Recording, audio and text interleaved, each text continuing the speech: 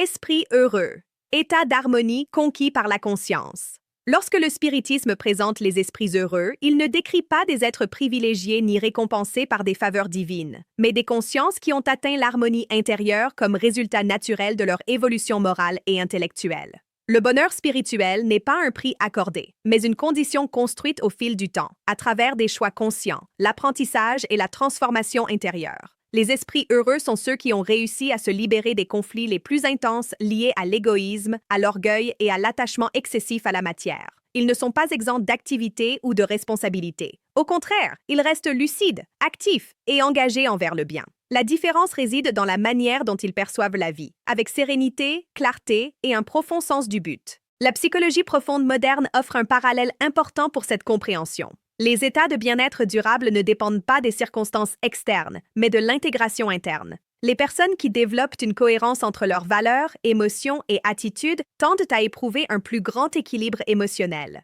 Le même principe s'applique à la conscience spirituelle. Plus l'intégration intérieure est grande, plus l'état de paix est élevé. Le spiritisme enseigne que ces esprits ne sont pas parfaits au sens absolu, mais ont atteint un degré élevé de maturité. Ils comprennent les lois de la vie, acceptent leurs responsabilités passées et ne se révoltent pas contre les conséquences naturelles de leurs choix. Cette acceptation consciente élimine la souffrance inutile et permet de vivre des états réels de bonheur. La science moderne renforce également cette vision en montrant que les systèmes équilibrés fonctionnent avec une moindre consommation d'énergie et une tension interne réduite. En physique, les systèmes en harmonie tendent vers la stabilité. En biologie, les organismes en équilibre présentent un meilleur fonctionnement. Dans la conscience, il en va de même. L'harmonie génère du bien-être. Le conflit génère de la souffrance.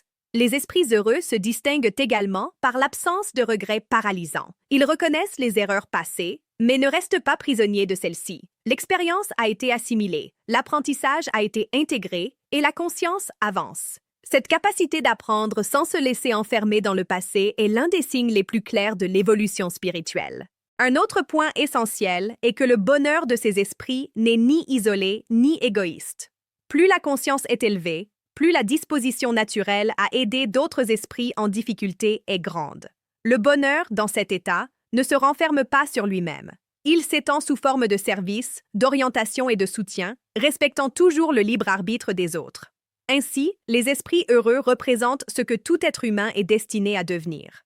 Ils ne sont pas des exceptions inaccessibles, mais des exemples du résultat naturel de l'évolution de la conscience. Chaque effort de connaissance de soi, chaque choix éthique et chaque geste d'empathie rapproche l'esprit de ces états d'harmonie. Comprendre les esprits heureux selon le spiritisme transforme l'idée de bonheur.